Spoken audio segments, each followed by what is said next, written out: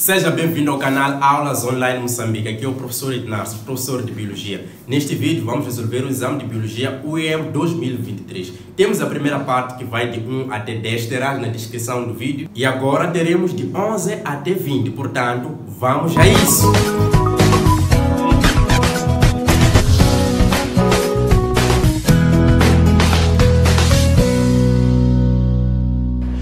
Assim diz o número 11. Sabe-se que os hormônios vegetais são substâncias orgânicas simples ou complexas que atuam em baixíssimas concentrações, que estimulam, inibem ou modificam modos, processos fisiológicos específicos e que atuam à distância ou não do seu local de síntese. Então, neste exercício é para fazermos o seguinte: vem aqui, associe a segunda coluna das funções com a primeira das hormônios vegetais e assinala a opção que contém a sequência correta. Pessoal, nós temos aqui neste exercício uma matéria sobre hormônios vegetais. Essa matéria é muito cobrada ultimamente nos exames de admissão. Eu consegui notar que no exame de 2022 nós tínhamos muitos conteúdos dessa matéria. No exame de 2023 estamos a voltar a ter a mesma matéria. Portanto, você deve se preparar e ser mestre nessa parte. Vamos, portanto, à resolução do exercício. Temos aqui a primeira hormônio, que é a auxina. É importante você saber qual é a função da auxina. O que é que a auxina ela vai estimular? A auxina ela permite o crescimento celular, permite o alongamento da própria planta, né? A planta ela precisa crescer e cresce graças a esses hormônios, esse hormônio denominado hormônio auxina. Também é responsável pelos movimentos de fototropismo. O que é fototropismo? Você tem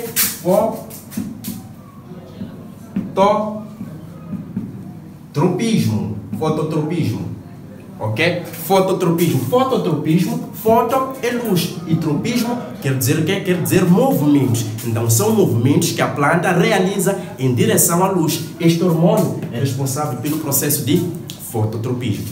E agora nós temos já giberelina. A giberelina é um hormônio que estimula a germinação da semente, ou seja, leva à germinação da semente, a giberelina.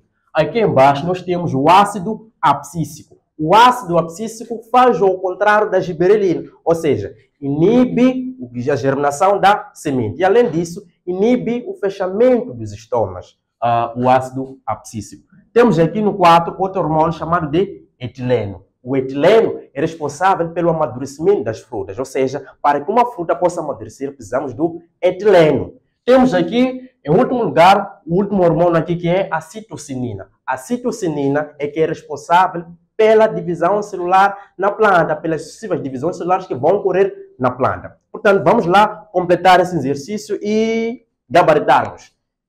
Vem aqui a divisão celular como a primeira coisa. Divisão celular e crescimento celular. O que seria? Seria, neste caso, a citocinina. Divisão celular e crescimento celular. Seria a citocinina. Então, vamos ter em primeiro lugar o 5. A segunda coisa que segue é amadurecimento dos frutos. Já dissemos que o amadurecimento de frutos tem a ver com o etileno. Então, vamos ter aqui 5. O etileno. Onde que está o etileno? É este, 4. Então, vamos ter 4. A outra coisa que segue é estímulo à germinação de sementes. O que estimula a germinação das sementes é a giberelina. Então, giberelina é a segunda coisa. Vamos ter 2. E temos lá a outra parte que vê o seguinte: alongamento de caule e tropismo. Ou seja, aqueles movimentos que eu acabo de falar. Movimentos em direção à luz, que é o fototropismo. E esse é o hormônio denominado de auxina. Então, a auxina é a primeira coisa. Vamos ter 1. E a última coisa aqui é a inibição da germinação de sementes. Neste caso, que seria o ácido abscíssico. Vamos colocar 3. Então, vamos analisar qual seria a alternativa correta. Então, onde nós temos 5, 4, 2, 1 e 3 é na alternativa C. Então, a alternativa C é a alternativa correta para o número 11. E agora vamos para o exercício número 12. Que diz o seguinte: a água possui um papel muito importante na formação e no desenvolvimento dos solos. Qual é o elemento primordial para a infiltração da água no solo? Infiltração da água no solo. Vamos observar as seguintes alternativas. Nós temos a presença de vegetação, a ocorrência de chuvas, a atuação de tectonismo, temos aqui a alternativa de formação de ventos e, por último, influência da radiação. Pessoal, nós queremos qual é a causa da infiltração, o que leva com que haja a presença de água no solo, né, para o desenvolvimento dos solos. E a alternativa correta para este exercício não é a atuação de tectonismo nem formação de ventos, ao contrário da ocorrência de chuva. A vegetação ou as plantas é que têm essa importância de permitir a infiltração da água no solo, trazendo, neste caso, o desenvolvimento do solo, com que o solo seja rico, neste caso, em compostos inorgânicos. Nós sabemos que os compostos inorgânicos são importantes para o processo de fotossíntese, pois nós usamos dióxido de carbono e a água para poder obter a glicose, que é um processo que ocorre na presença da luz e se obter a glicose, que glicose é um composto orgânico. E composto orgânico este é importante para nós, pois realizamos a respiração celular, onde vamos produzir ATP através da glicose. Portanto, a alternativa correta é a alternativa A para o número 2. E agora vamos para o exercício número 13, que está diretamente relacionado com a genética. Há bastante tempo que nós não temos exercícios da genética nos exames de biologia da UEM. Desde 2014 nós não tínhamos lá exercício da genética, mas agora estamos a ter exercício da genética. Isso quer dizer que você tem que blindar os seus estudos, você tem que estudar mais. E nós aqui na Turma dos Revoltados fornecemos essa preparação total. Portanto, vamos agora para o exercício número 13. Assim diz o exercício da genética, número 13. O heredograma mostra a incidência de uma anomalia genética em um grupo familiar. Portanto, nós temos aqui esta família, podemos denominar de família A, e aqui a família B. Assim diz o exercício. O indivíduo representado pelo número 10. Onde é que está? Vamos identificar. É aqui onde nós temos o indivíduo número 10.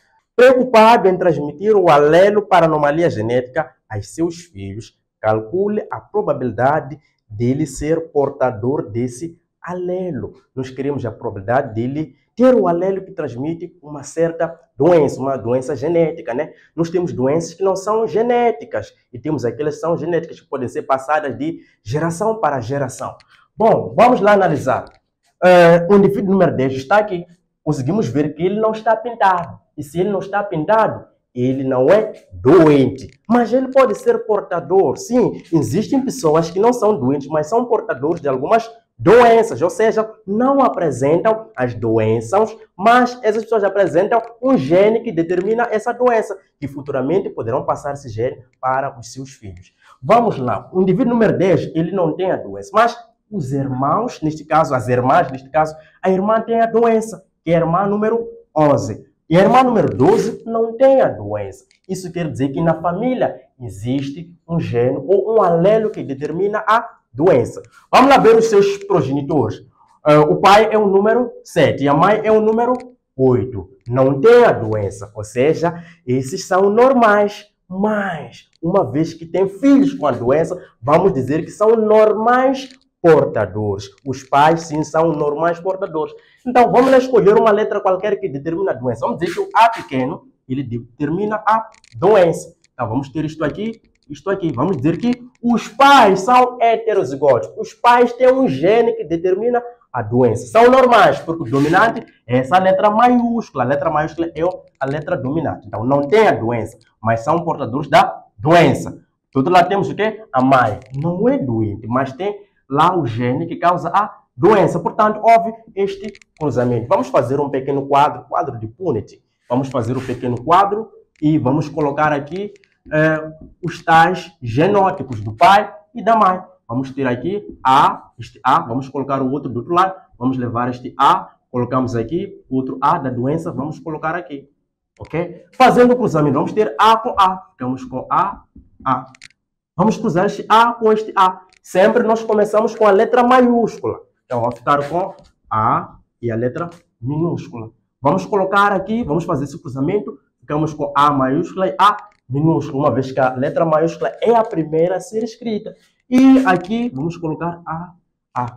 Nós queremos a probabilidade do indivíduo número 10. Ele transmitirá doença. Vamos ver que a probabilidade dele transmitir a doença será mais ou menos de 67%.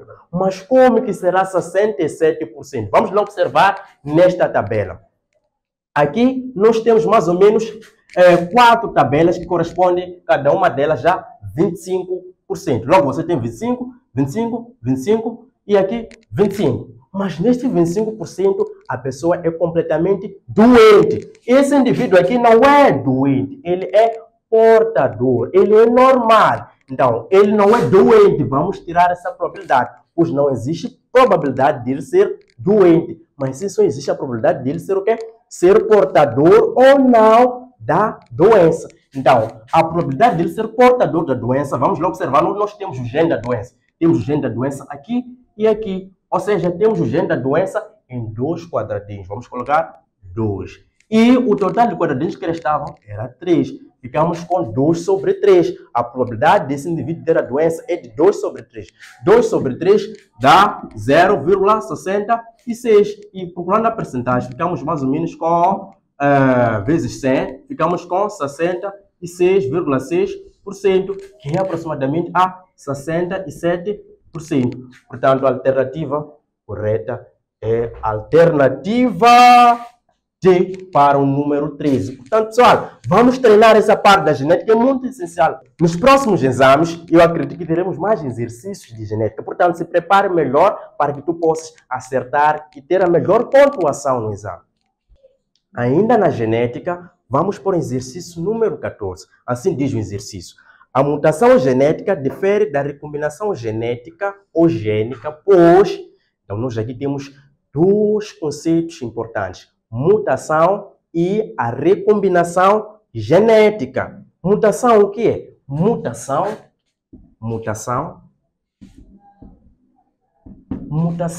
é a mudança brusca dos genes, é a mudança ou alteração do material genético. Pode ser induzido por vários fatores, né? Nós chamamos de fatores mutagênicos. Comprimidos que nós tomamos podem levar a uma mudança genética ou mudança do nosso material genético. A radiação solar, raios ultravioletos podem se induzir, raios-x podem se induzir a uma mudança no material genético. Temos aí um outro conceito que é a recombinação genética. Recombinação gênica ou genética. A recombinação gênica ou genética é conhecido como crossing over. Crossing over é um processo de alteração do material genético, é um processo de troca de segmentos que vai permitir a formação de uma nova informação genética. Ou seja, se você tem um cromossoma X e do outro lado você tem o cromossoma X, você pode ter a troca desses 2 segmentos de cromossomas. E quando nós alteramos esses 2 segmentos, temos a formação de novos genes da mesma espécie, porque nunca vai ocorrer a recombinação entre cromossomas ou genes de espécies diferentes, sempre será da mesma espécie. Qual será a importância? Isto vai permitir que haja a variabilidade das espécies. Logo, nós vamos começar a observar cada alternativa deste número. Vamos logo para a alternativa A. Vem, enquanto a mutação corresponde a uma mudança hereditária no DNA, a recombinação cria novos genes. Será que isso está correto? Vamos analisar outra alternativa para ver se na verdade essa é a correta ou não.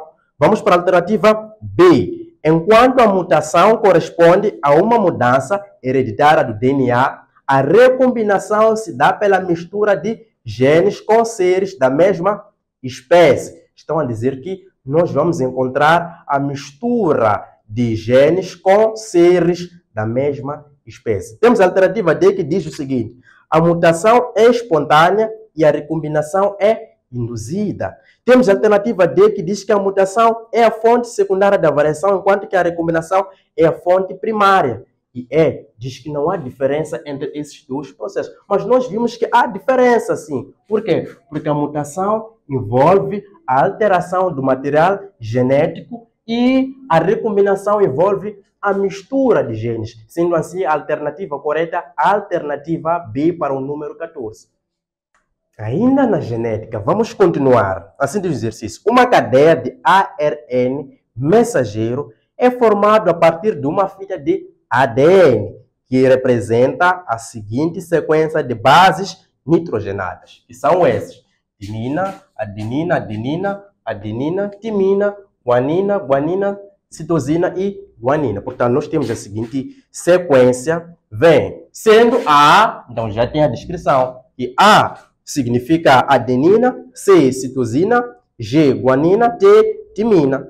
E o que querem é isto, a sequência e bases de cadeia do ARN formado deve ser, portanto, nós temos aqui uma cadeia de ADN. Esta cadeia aqui é de ADN, ok? Mas você poderia perguntar como é que nós conseguimos identificar que esta cadeia é uma cadeia de ADN? Pelas bases azotadas ou pelas bases nitrogenadas. Porque disse que numa cadeia de ADN nós devemos encontrar lá a adenina, citosina, guanina, timina e só isso mesmo, mais nada. Não deve entrar a uracila. Se você tiver mais dessas bases azotadas, você estará a errar. Só temos essas bases azotadas: adenina, citosina, guanina e timina.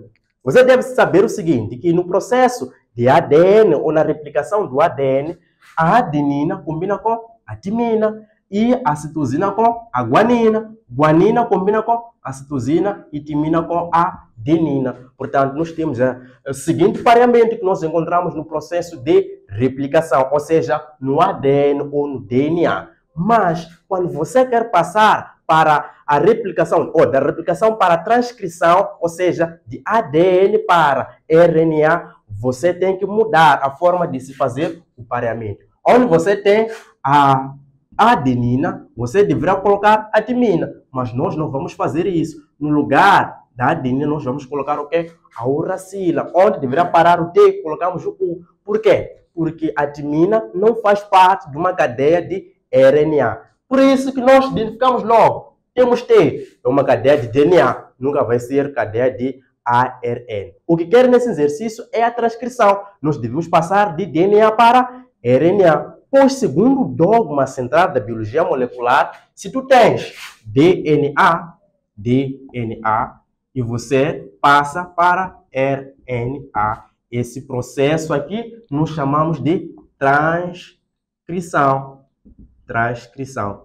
Mas, se você tem DNA e queres uma réplica de uma fita de DNA, nós chamamos de replicação. Até o nome já diz, réplica, replicação ou duplicação. Mas tudo isso, o objetivo final é de se obter uma proteína. Então, o processo de produção de uma proteína nós chamamos de tradução.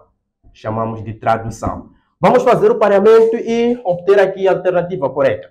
Temos aqui a timina. Timina, sabemos que combina com a adenina. Aqui é o DNA e o que nós queremos agora é o RNA. Neste caso, RNA mensageiro. A adenina combina com a timina, mas eu disse que a timina não se escreve no RNA. Então vamos colocar U. Timina, a adenina combina com a timina, não se escreve. Vamos colocar U. Aqui também será a mesma coisa. Vamos colocar U. Aqui colocamos A, aqui colocamos C. Aqui nós vamos colocar C, aqui vamos colocar G e aqui nós vamos colocar C. E a alternativa correta para esse exercício é a alternativa D. A alternativa D, neste exame número 15, é que tem essa sequência. Mas, portanto, observa que na última base azotada, nós temos U. Temos U no exame, temos U. Eu acredito que houve uma falha, não deveria ser U, mas sim deveria ser citosina. Por quê? Porque a guanina combina com a citosina. E a alternativa mais próxima, mas bem próxima, é a alternativa D, ficando com a alternativa D, a alternativa correta. Vamos passar para o próximo exercício, número 16, ainda nos conteúdos de genética. E vamos para este exercício relacionado com a evolução, né? E estou a dizer que essa parte da genética e agora da matéria de evolução constitui uma novidade, pessoal, constitui uma novidade nos exames. Portanto, vamos resolver esse exercício.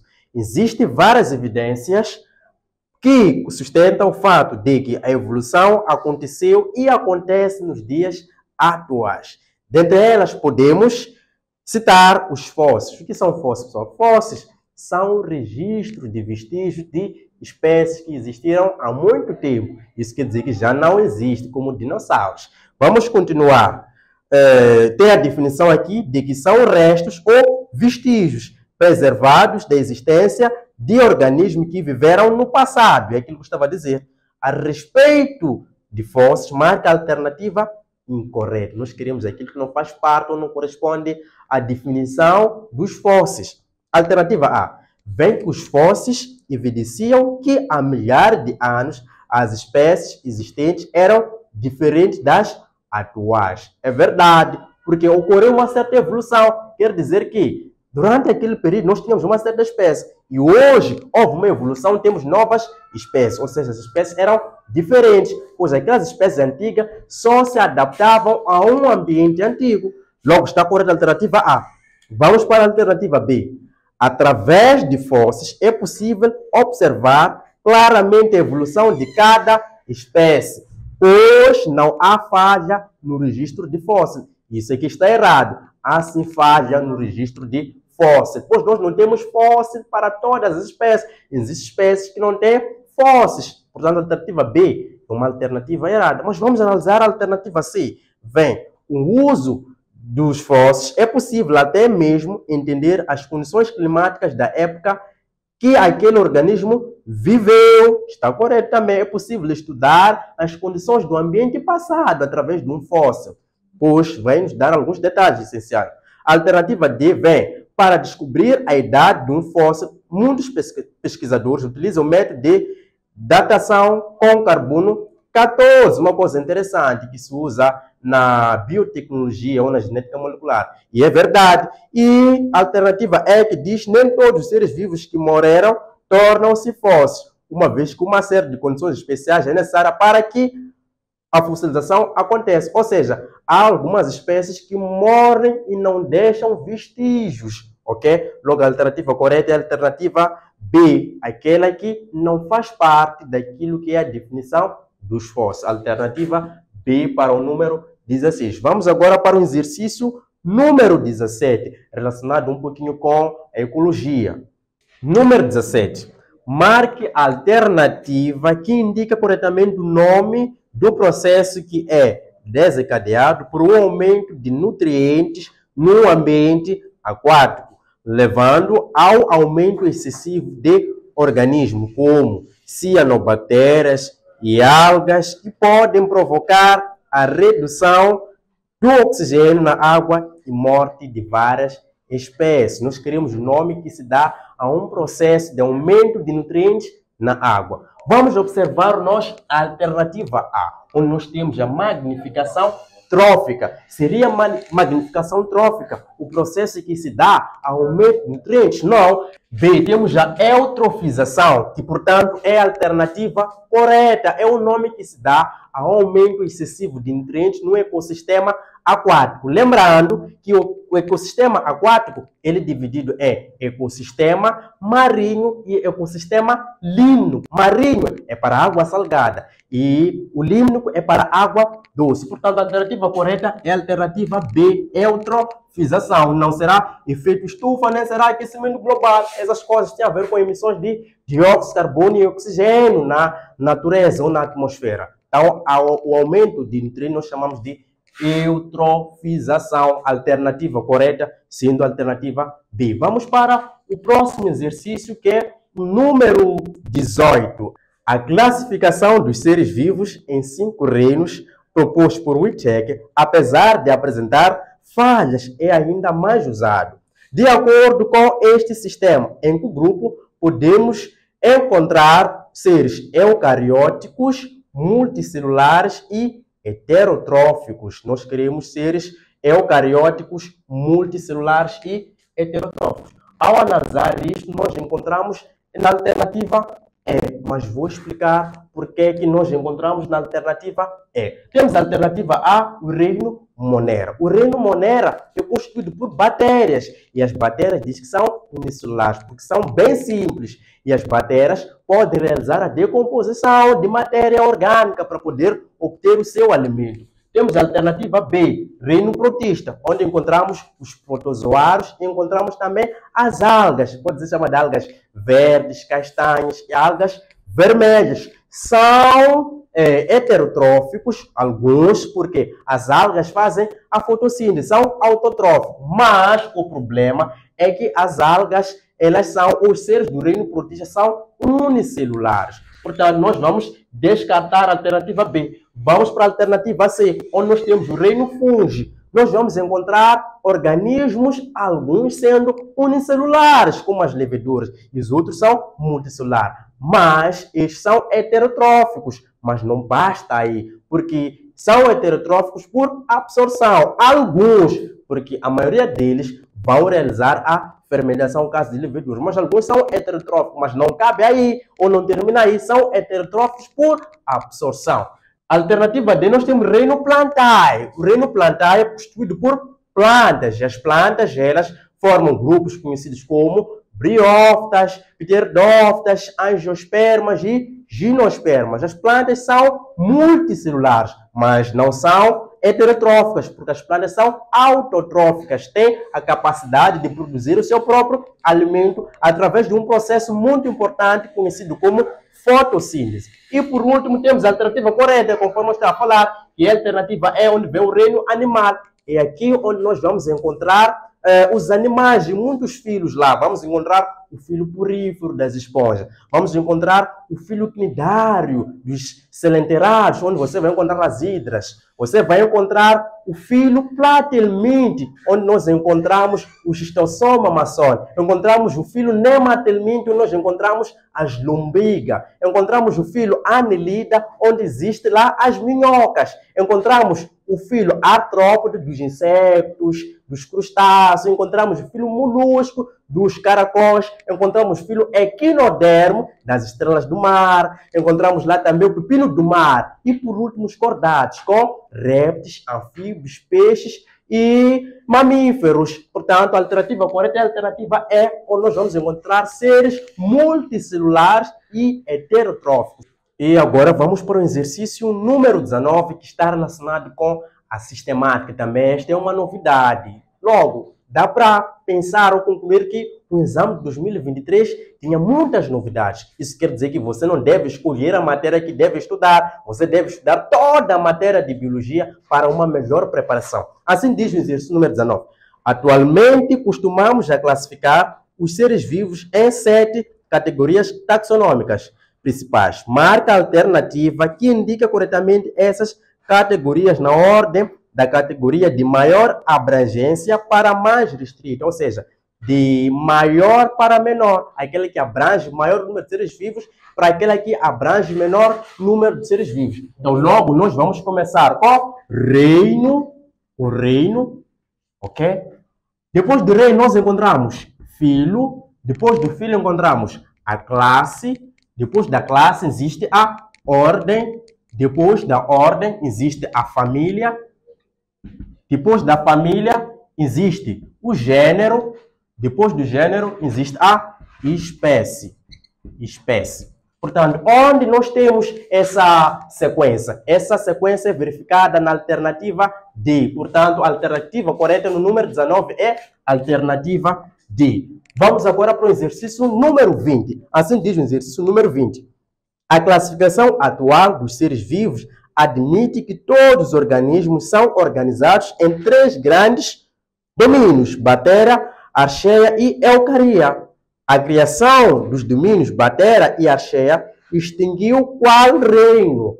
Querem saber o domínio bactéria e archeia? Nós podemos encontrar eles no reino Monera. Extinguiu o reino Monera, permitiu a criação do reino Monera, onde nós vamos encontrar as bactérias e as algas azuis. Portanto, a alternativa correta número 20 é a alternativa A, porque no reino Monera encontramos as bactérias e encontramos as algas, neste caso as algas azuis. Aproxima a turma dos revoltados se você quer admitir ao curso de seus sonhos. Até a próxima!